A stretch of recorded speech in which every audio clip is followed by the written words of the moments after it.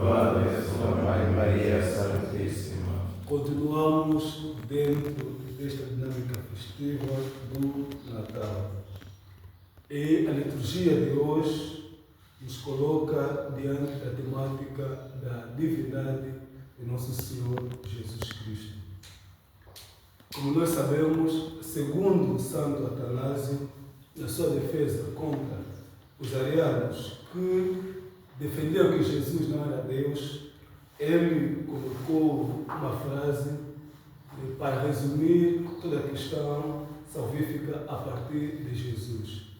Santo Atanásio, no seu tratado sobre a encarnação do Verbo, vai dizer que Jesus é Deus por dois motivos. Primeiro, porque somente Deus pode divinizar a natureza humana, pode nos conceder o caráter de filho. E segundo, é que somente Deus pode perdoar os pecados e pode salvar o homem.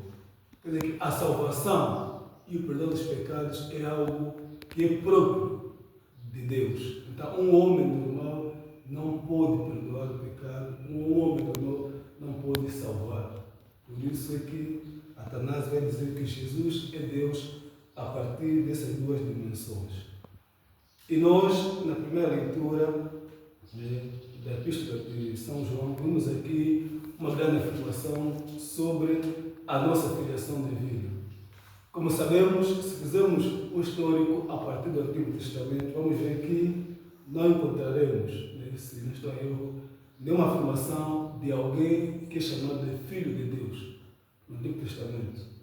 Ali o povo é mais compreendido na dimensão geral, como povo.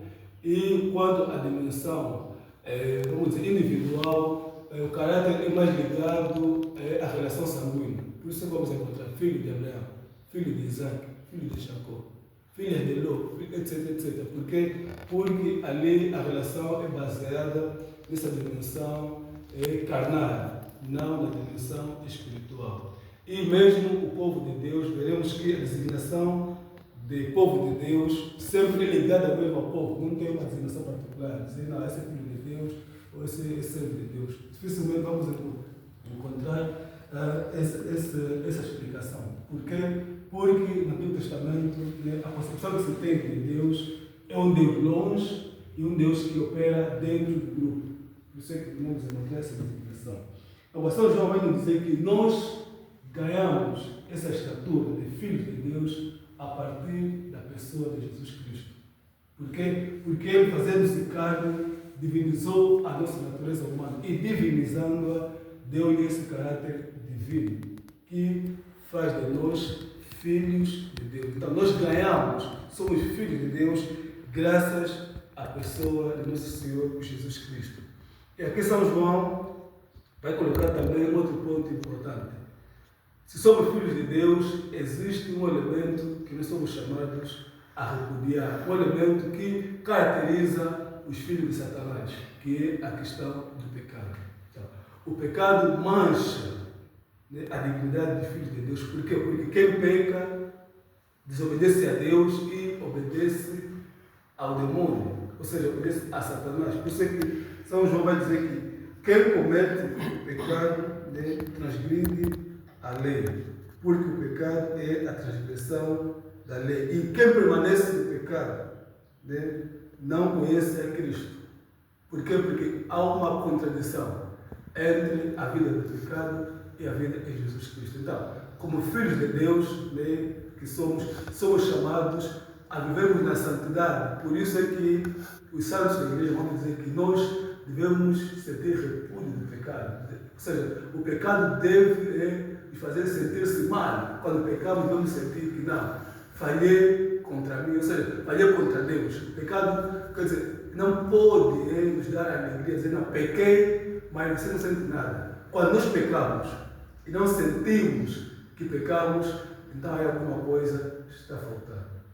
Quando pecamos e não temos a consciência de arrependimento, da confissão, alguma coisa está falhando. Por quê? Porque se somos filhos de Deus, quer dizer que o pecado já não é algo que deve fazer parte da nossa vida. Mesmo quando pecamos, devemos sempre ter a consciência de que não, falhei. há esta diferença dos filhos de Deus e daqueles que vivem de acordo com o mundo. Então, saber distinguir o pecado, quer dizer, ter repúdio do pecado, porque é algo que já não faz parte de nós, sendo nós filhos de Deus. Depois temos o segundo elemento, que São João vai nos dizer, também vamos encontrar no Evangelho, a questão da remissão dos pecados. Como sabemos também, dentro do Antigo Testamento, o perdão dos pecados era feito de maneira coletiva, que é a chamada expiação coletiva, ou seja, penitência coletiva. Como é que era? O povo, sempre que pecasse e quisesse pedir perdão a Deus, o povo fazia um ato público, né, para pedir perdão. Porque eles sabiam que o perdão era algo próprio de Deus. Por isso vamos encontrar mesmo no decorrer dos evangelhos a confusão de Jesus com os fariseus, porque Jesus perdoou o pecado do cônjuge, Jesus perdoou o pecado do cego, da mulher, etc. Então, para eles, foi explicar porque o pecado, perdoar o pecado, é algo inerente à pessoa de Deus. Então, Jesus, ao perdoar os pecados, também está a manifestar a sua divindade, porque Ele é Deus, e sendo Deus, Ele tem o poder de perdoar os pecados. E aqui se coloca a questão do perdão dos pecados quanto à relação dos padres. Né? No princípio, eu disse que só Deus pode perdoar os pecados. Conforme nós sabemos, o padre é o representante de Cristo na terra. E o padre, quando celebra a missa, quando celebra o sacramento, ele age in persona Christi et Ecclesia. Quer dizer que ele age a pessoa de Cristo e da Igreja. Então, tendo essa faculdade, então o padre adquire este poder de perdoar os pecados. Porque, como sabemos, os sacramentos são sinais visíveis que conferem a graça. A graça que é invisível. E dentro do sacramento sabemos que é Cristo quem age. Quando há um batismo, quem batiza é Cristo. Quando há comunhão, quem se doa é Cristo. Quando há crisma, é Cristo que confere a maturidade cristã. Então, todos os sacramentos é Cristo quem age na pessoa do ministro.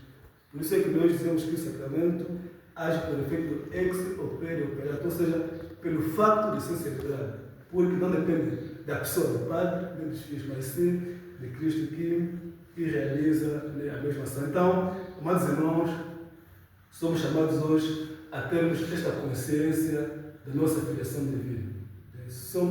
Se ganhamos esse novo estatuto a partir de Cristo, então devemos preservar essa dimensão divina que Cristo nos concedeu, para que possamos ter uma vida mais santa, uma vida mais ligada a Ele. E, sobretudo, ter mesmo o repúdio do pecado. Atualmente temos um mundo em que o pecado é muito relativizado. Há pessoas que já não querem confessar, dizem, pá, a vida anda. Não. O pecado deve nos fazer sentir que falhamos contra Deus. O pecado, porque quem não sente o peso do pecado não é cristão, porque já está configurado a Satanás. Está configurado a Satanás. Então, somos, de facto, filhos de Deus. Se ganhamos esse estatuto divino a partir de Cristo, então a própria condição é essa. Repúdio do pecado, e se pecarmos, então recorremos à pessoa do Padre, porque Ele é que age em pessoa de Cristo, et nomine ecclesia. Depois do Padre, ninguém mais pode perdoar os pecados. Ninguém. Somente o Padre, na pessoa de Cristo, na pessoa da Igreja. Então, que o Senhor nos conceda hoje, primeiramente, esta grande consciência, de pensarmos que, graças ao mistério da encarnação, Cristo fez-se homem para divinizar a nossa natureza humana. E divinizando-a, agora nós também somos privilegiados ao sermos chamados filhos de Deus. Isaac, chamado filho de Abraão. Jacó, filho de Isaac. Mas nós somos filhos de Deus, por graça de nosso Senhor Jesus Cristo. Então, que o Senhor nos conceda o dom da fé e da consciência cristã. Louvado seja o Senhor Jesus Cristo. Para sempre seja louvado a sua Mãe Maria Santíssima.